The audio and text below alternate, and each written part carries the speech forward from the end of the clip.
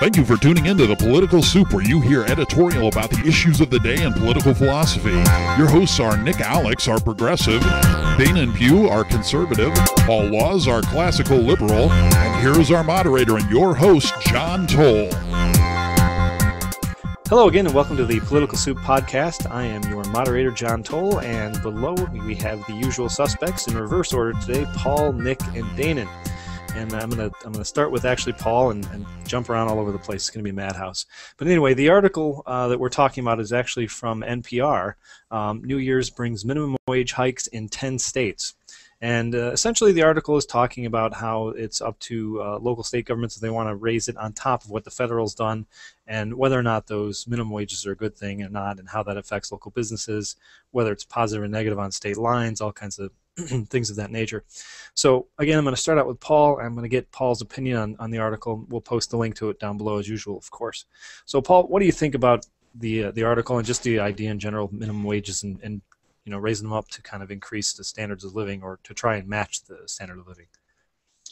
Well, I think that minimum wages just in general are unnatural. Essentially what we're doing is we are telling a company that they can't pay for something that's market value. So we're setting an artificial low for something that has another low.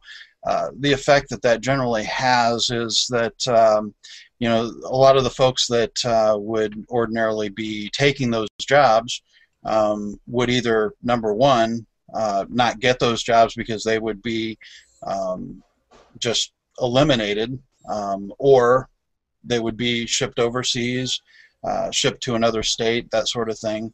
You know, in general, these sorts of things are going to have the effect of slowing down job creation. They'll definitely have the effect of creating inflation, which is never a good thing. And you know, the ones that just went into effect, though, I mean, I don't think they're going to do all that much.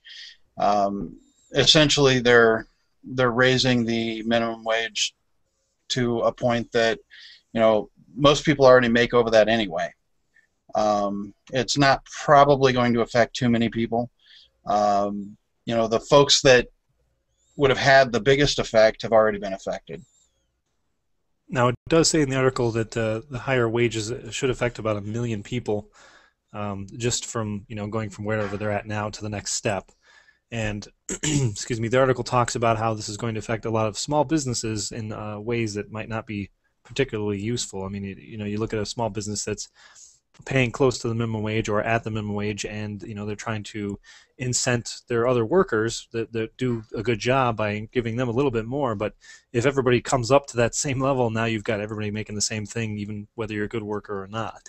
So that's one of the articles, or rather one of the points against it, which is matching up with what you're talking about. Dana, what are your thoughts on this subject? Well, yeah, definitely what you said, it will affect other people, because when you raise the minimum wage, then you have to raise the amount that you pay your more experienced workers. This explains why unions typically support raising the minimum wage, because it will then, by necessity, all the other wages will have to go up as well. The problem is business owners aren't in the habit of just keeping stockpiles of money around. I think raising the minimum wage, or even having a minimum wage at all, is sort of predicated on the idea that businesses are withholding money from their workforce, and that the government can come along and just force them to pay their employees a little bit more with some of their spare reserves. This isn't the case. Inevitably, the money has to come from somewhere. Either there will be a workforce reduction at some point, there will be other cutbacks, or the prices of the product will have to rise, and the consumers will end up paying for it, which is, as Paul said, going to lead to inflation. Okay, now theoretically, if I was a business owner, you know, I'm going to want to drag in all the money I can for myself. So, you know, if I was a greedy business guy, shouldn't I be able to afford this? Typically, if you have extra money, you're going to use it to expand, and you're going to use it to hire more people. and this is going to slow that down. I don't know a whole lot of business owners who are just hitting it big and becoming rich, especially when their business is relatively small, at the expense of their employees. I don't have the statistics in front of me, but I'm pretty sure that you're not going to find that there's a lot of business owners out there who are raking in hundreds of thousands of dollars a year and wishing to pay their employees a couple of bucks an hour. Okay, and that brings up another point that I mentioned in the opening, is that they talk in the article about some of the conditions on state lines where two different states have big discrepancies between their minimum wages. And I think they were talking about the difference between Washington State and Idaho, and there being a $2 difference in the minimum wage. But what they found out, according to one study, was that the state that had the higher minimum wage, although it was a little harder for the businesses to maintain their situation, they had a much higher retention. They had lower attrition. They got to keep their workers because they were happier because they had higher wages to start with. So there could be two ways to look at this. And with that, Nick, what are your thoughts? Well, I'm going to provide a little context, because I think always when we have a debate, it's always a good idea to have some context. And so today I went to the department, or the Bureau of Labor Statistics from the U.S. Department of Labor, and pulled information on employment for the fiscal year of 2011. So in the United States, there are 140 million people employed in 2011. Of that, 74 million, or 52% of that total, were paid on an hourly basis. And of that, 4 million people made minimum wage or below, which represents about 3% of the entire workforce. So I just want to kind of give you a little bit of context on just about the number of people that we were saying are impacted by minimum wage, and why I think it's ultimately important. So we're talking about a relatively small amount of the workforce, but then it's also important to understand, if you're paying somebody $7.25 an hour, which is the federal level for the minimum wage, that if you're working 40 hours a week for 52 weeks a year, that's 2,080 hours. That means that you're making $15,080 a year. Working in the minimum wage, which if you're a minimum wage employee and you live in a two-person household, for example, the poverty line is $15,130. So you're not even making enough to get over the federal poverty line. So we're talking about small dollars. We're talking about people that are unskilled. Clearly, these are unskilled labor jobs, and the question then becomes, and what can we do to make sure that people that are making this wage can eke out a standard of living. And to me, that's the argument for it, especially when you set it at a level that impacts, like I said, 3% of the workforce. I understand the economic argument that price floors, they affect the equilibrium of the market. But when we're talking about setting a floor so low that it really impacts such a small amount of the labor supply, that equilibrium isn't impacted in such a material way that businesses will go out of business. Yeah, okay, they might hire one less person or two less people. Instead of 5, they might hire 4. If we're talking about small businesses where this really, really matters. At the same time, it does guarantee those people that are making that wage at least some relevant buying power, so that they can go and put some food on their table and whatnot. Okay. Paul, you look like you might have a couple things to say about that. Yeah, actually I do. We're not talking about people that are supporting family here. For the most part, we're talking about kids that are just getting into the workforce. We're talking about people that are trying to prove themselves in the workforce. Generally speaking, people don't stay at that level. People make minimum wage. I made minimum wage at one point in time. I think when I started it was $3.10 or $3.35 or something. I don't remember exactly. Paul, you're supposed to go back in my day. when you walked uphill both ways to school. Sorry, go on. When I was a kid, minimum wage was $4.25, and we liked it. I'm just gonna point out that that's a bit of a false argument. Again, going right to the labor statistics, of those 4 million people that make minimum wage or below in the labor force, half of them are over the age of 25. So yeah, I get that they tend to skew to younger folks, but still, you're seeing quite a bit. 2 million people that are age 25 or older that are making minimum wage. But you're not catching my point. This is not a permanent situation. People don't stay at that wage; they move up, and people that are up move down. In this country, we have an extraordinary amount of income mobility. There's ups and there's downs, and it just happens. Right, and I'm just arguing for a certain shred of community decency. I mean, this is about making sure that folks that are trying to earn a job and have some sort of labor is different. I guess this is the thing. We complain about businesses having to pay an artificial floor for a certain amount of labor. We make a big deal out of things like the minimum wage. It's unskilled labor is really one of the few places where you don't, and again, this gets into the argument about unions and why we have unions and whatnot, but it's the one input cost for a company where there is a significant advantage for management with unskilled labor that isn't collectively bargained, because you can basically play individuals off of each other. Any other of their input costs are going to come from other companies. If somebody had to buy copper, for example, they're going to have to go to a company that goes out and mines copper. And if there are only 3 companies that mine copper, then they're going to have to pay a higher price because there's less competition in that market.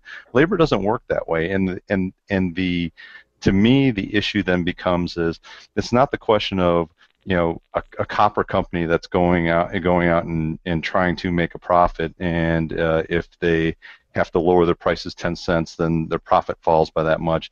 This is about people that are taking home a paycheck and trying to buy some groceries, and I think that's important, and I think that piece of it makes labor different. Well, I don't know. Generally, I think we're talking about people that are trying to make enough money to take their girlfriend out for a date on Friday night. I mean, we're not talking about people that are supporting households. We're talking about people that are, just getting into the labor force.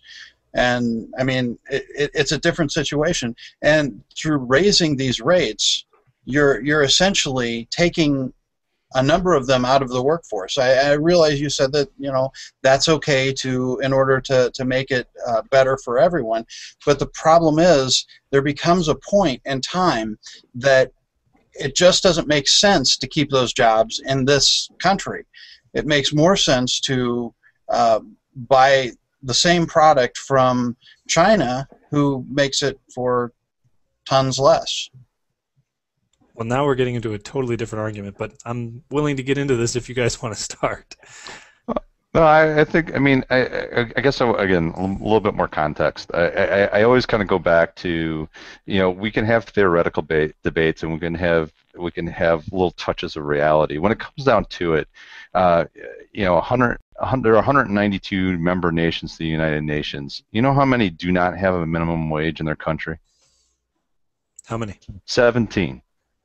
17, and this is the likes of Yemen, Tonga, Suriname, Somalia, Qatar, Namibia. I mean, they're small countries. The only country on that list that has any bit of a decent-sized economy is Singapore.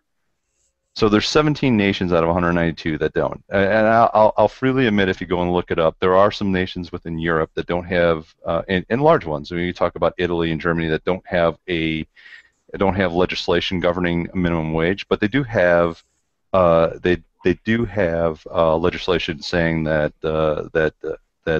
wages have to be collectively bargained, which is the same as putting in. When talking about things that have to be collectively bargained, it provides the same protections as a minimum wage. So, I get that we kind of talk about the theory of the idea of market supports messing with the market equilibriums is a bad idea. But the reality of the situation is most industrial nations think that there should be some level of support to its unskilled labor, so that they guarantee a certain amount of money to come in. And Danon, let me ask you something that Nick mentioned earlier, talking about sort of the point of the minimum wage is also to make sure that the communities are able to kind of help prop up, and maybe that's the wrong word to use, wrong phrase, but help keep the people who are making minimum wage able to survive in the current economy and make a living, make enough to eat and put money on the table, all that. So what are your thoughts about the community having to sort of step up and provide that through legislation? Last week we talked about the federal budget and how huge the federal budget was, and how there just doesn't seem to be anything to cut other than essential services. And I mentioned some redundant programs. And I understand that minimum wage is forcing the businesses to assume the expense, and it's not coming from the taxpayers, but it's being sold the same way as if it were, and it's being sold as if these poor people who just want to do right by their families and just want to make an honest living just have no place else to turn and have nothing else at their disposal. I mean, every program that we sell to the voters, to the taxpayers, is sold as if it's the only way to do this, and that millions will suffer if we don't pass this legislation or enact this program. I mean, $15,000 a year, I'm pretty sure, I probably should check this, but I'm pretty sure it's enough to start collecting some government benefits, food stamps, other kinds of assistance. I mean, I don't know what else to say, but the community that between private charities and federal, state, county, local governments, all getting their hands in the pot, all enacting these programs to just help the less fortunate. I think it's a little bit of overlap, and I'm pretty sure that people who are just trying to make an honest living have plenty of opportunities at their disposal, both government forced and private charitable, to do so. But especially considering, as Paul said, minimum wage is a starting position.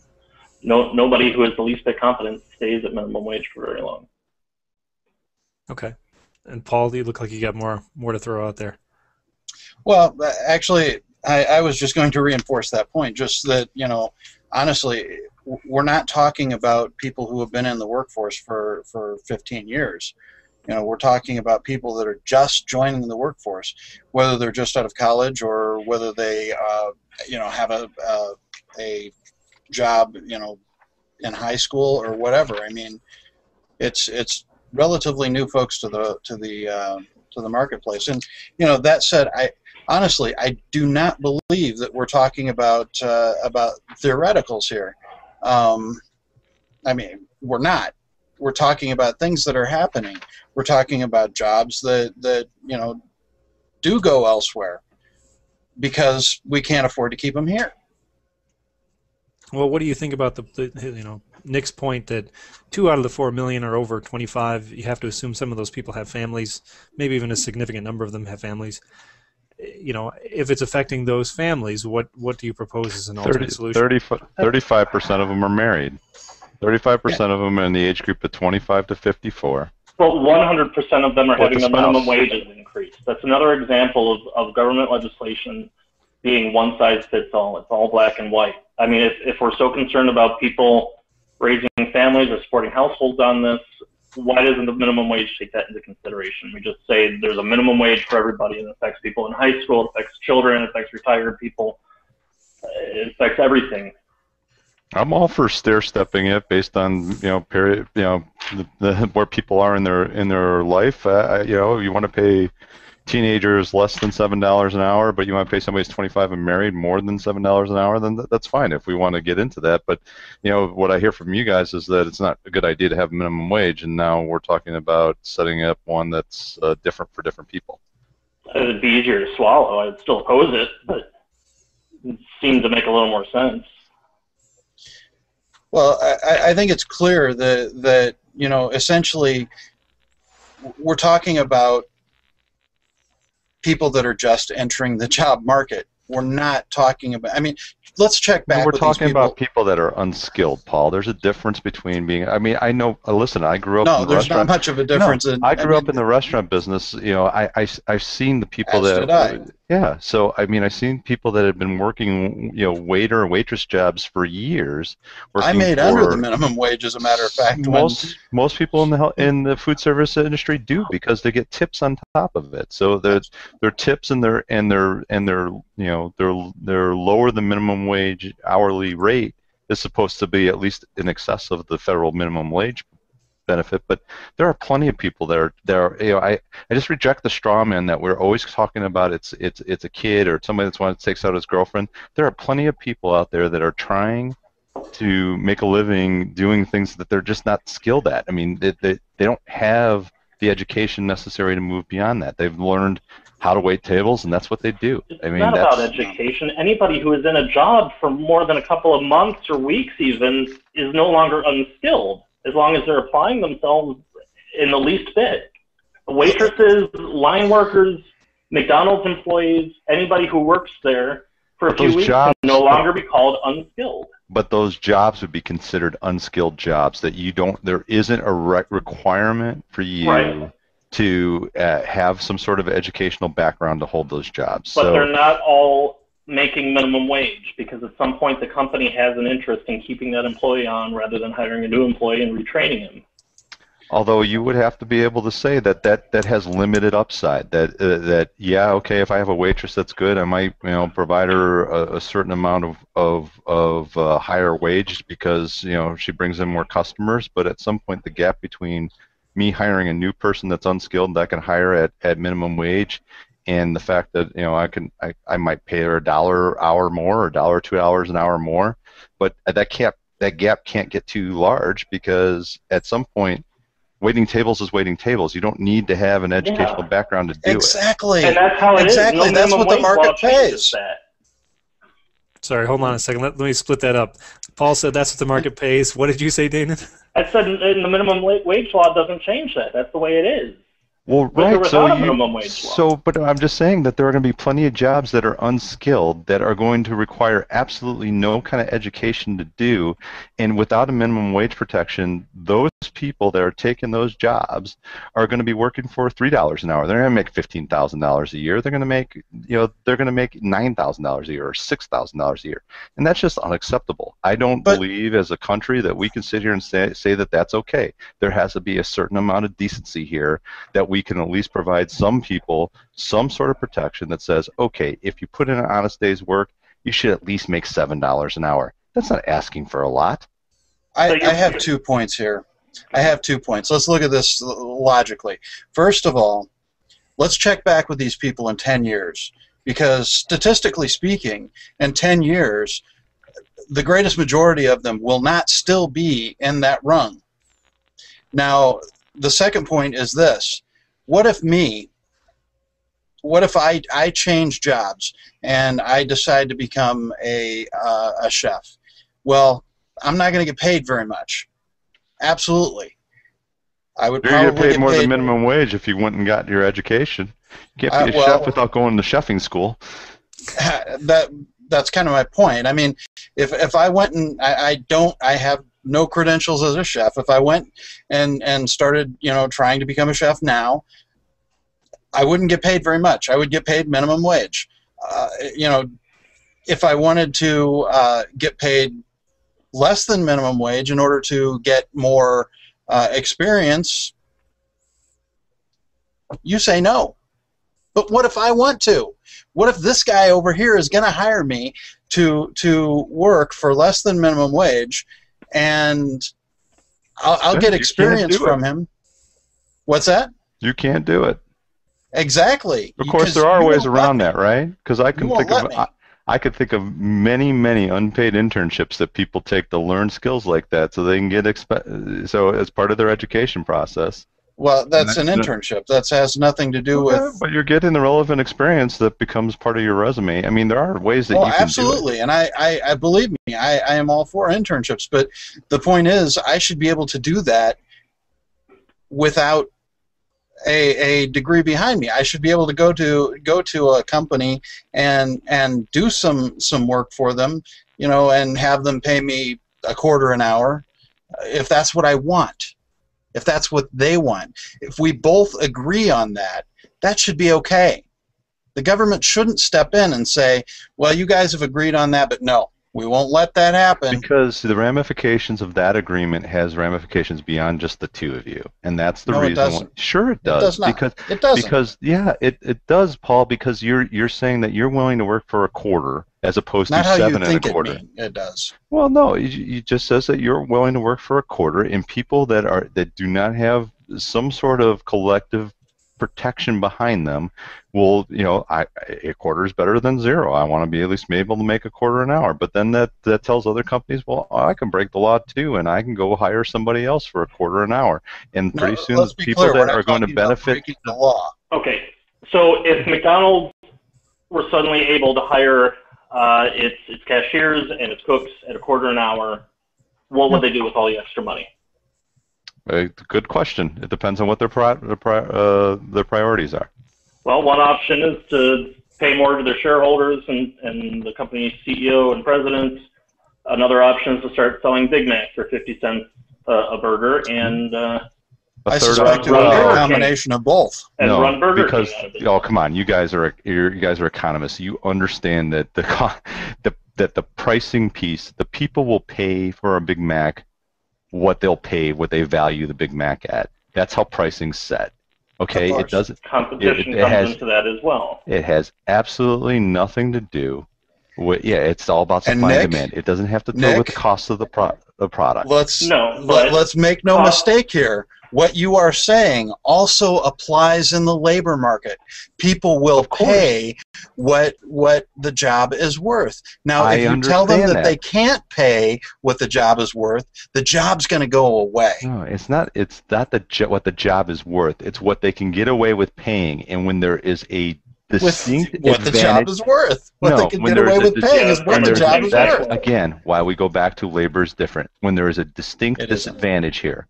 There's a distinct. It's a market. No, there's a distinct disadvantage of being in the labor market without any collective bargaining rights or any collective protection. Paul, I understand it's a market. It's a market with a floor. I get it. Okay, I'm not sitting here trying to pretend it's not a market. Okay, but you're talking about people here. We're not talking about copper. We're not talking about wool. We're not talking about beans. We're not talking about widgets. We're talking about people.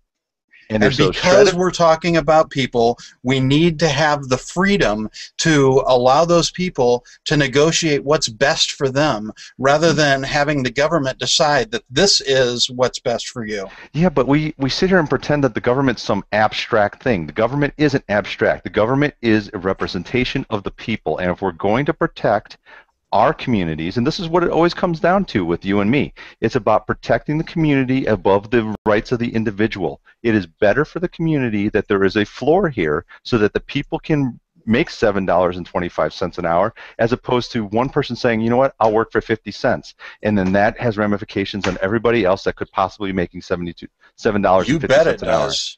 Yeah, you bet it does. It has ramifications throughout the entire market because it brings prices down for everyone. No, it does not. You guys sit here and you argue that the cost structure of the product that's being offered has some relevance to the pricing curve. It does not. Labor sets a minimum for the product. If you cannot sell the product for the price they cost to manufacture it, then nobody will make that product. Yeah, but if I can make a product for $3 and people value it at $10, it doesn't matter if I make it for $3 or $6. They will still pay $10 for it. Until your competitor comes in and offers it for $5. Oh, yeah, again. Then you have to offer it for $4. Then they offer it for $3. Wait, hold on. But magically that there's absolutely no barriers to entry, that there isn't anti-competitive practices in the market. You sound like everything goes back to theory, and I'll go back to reality. It's not theory. It's not theory. This is reality. Major economic power in this world, in the United, not just the United States, has some sort of protection for its lowest unskilled workers in the form of a minimum wage or collective bargaining. And that's the reality of the situation. And it's because those things are needed to make sure that people can actually afford a bag of groceries. China has billions of people, and, they certainly have way more than us, so communism must be right. Is that what you're saying? I'm not saying that. I'm saying that we need a minimum wage is what I'm saying. Well, no, you're saying that everybody else has it, so we have to have it. And I reject the idea that just because other people jump over that cliff, that we need to jump over it too. Minimum wage was established in the United States in 1938. Yep. Were we a third world country before 1938, or were we the beacon that people aspired to get to? I'm not sure what the relevance is. Are you saying that there weren't people that? I mean, we can go back to before 1938 and look at the child labor situations in the sweatshops that were all over this country. That people weren't afforded the protections that I'm talking about right now. And we're going to call it was a beacon. But we're bringing it up as say before 1938 we're a beacon of where everybody wanted to be. Well, yeah, everybody liked the idea of America, but the reality of the situation is that there were people being taken advantage of because they had no ability to collectively bargain their rights. They had no ability or protection from being able to take advantage of, because the difference in power between the management of a company and one person looking for a job is so immense, it's unfair. It comes down to fundamentally it's unfair. So what you're saying is that since 1938, since we passed this, we've taken poverty and ended it? No, I'm not saying that at all. But I'm saying that we don't have a ton of sweatshops, sitting in New York City like we used to. So you're saying the minimum wage applies to working conditions? I don't know. Let's flip it around. If we want to talk theoreticals, you want to say, yeah, minimum wage absolutely applies to not only working conditions but your ability to actually afford things. But I would also tell you that, flip it around. It's like we've had a minimum wage from 1938, and we've had some great growth in our economy. It didn't seem to destroy it, did it? It certainly didn't destroy it, because business is one of those things that is very flexible and gets around these things in a wise hallelujah. way. They outsource, they bring in jobs from other countries and fix it in ways like that. I think if I can, I imagine we're getting close to wrapping up. If I can make one more point, you seem to be ignoring the cause and effect, or minimizing it at the very least, in saying that if labor costs are reduced by eliminating the minimum wage, that businesses would not reduce the cost of the product. But I imagine that you'd have to acknowledge that raising the minimum wage would increase the price of the product, right? If we suddenly set the minimum wage at $20 an hour, how much do you think a Big Mac is going to cost? Can McDonald's be selling what they're selling? I understand that the cost structure of the product would make it either more profitable or less profitable. I mean, would people spend $18 to buy a Big Mac? I don't think so. Right.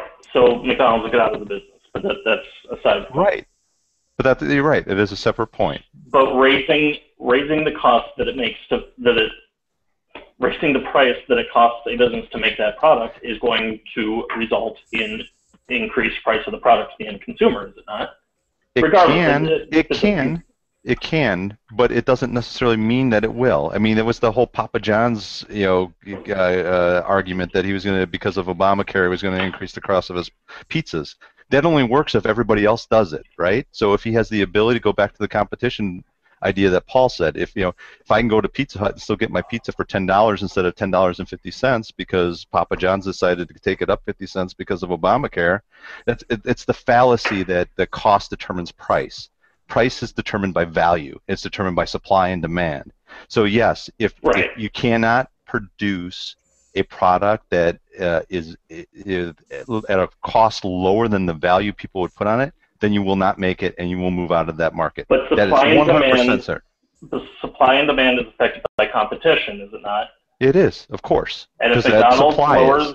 lowers the Supply cost of a is. Big Mac 50 cents, and it gets that many more customers from Burger King, they're going to see that much more profit, right? There's a reason that they're not currently charging $10 for a Big Mac. Right, They because price nobody themselves would pay $10 for a Big Mac. And one of the main reasons of that is because they can go to Burger King or Wendy's and get a similar. Yeah, but if the minimum wage Products from a- changes, it changes for all of them, right? Burger King doesn't have an unfair advantage. So here's my point. As the minimum wage is going up across the board, the cost of products are going up across the board. The cost of living is going up across the board. There's a constant cause and effect cycle here that the more employers have to pay their employees, the more through inflation, the more the cost of products go up. And then suddenly people come around saying, well, we can't afford to do this anymore. We're constantly raising one, the other raises, and we're never going to reach an equilibrium that's satisfying to the people on the left. Well, I believe that's called inflation. Yeah, Right. it is called inflation, but I don't think that you're going to take a law that affects 4% of the workforce and going to create some inflationary pressure that's so great that it's going to throw our economy out of whack. So And my point, unlike Paul, I don't believe that all inflation's bad. If you have controlled low inflation of 1 to 3% in any given year, it's actually the sign of a healthy economy, as opposed to. appreciate that. Yeah. Well, okay, but of course, all right. Actually, we shouldn't get into inflation. That's another show. But so if you My drop fault, the mea minimum culpa. if you drop the minimum wage, competition, the forces of competition through supply and demand are going to drop prices on average. No, I don't agree. Because if I'm a businessman, if I can still charge, whatever the value of a Big Mac is, because whether or not my cost, companies do this all the time. That's what's called productivity. They're figuring out ways to increase their margins all the time, and they don't have a static margin. And so whether it's the cost of labor or the cost of raw beef or the cost of buns for the Big Mac, if they can figure out a way to make it cheaper to them, they will.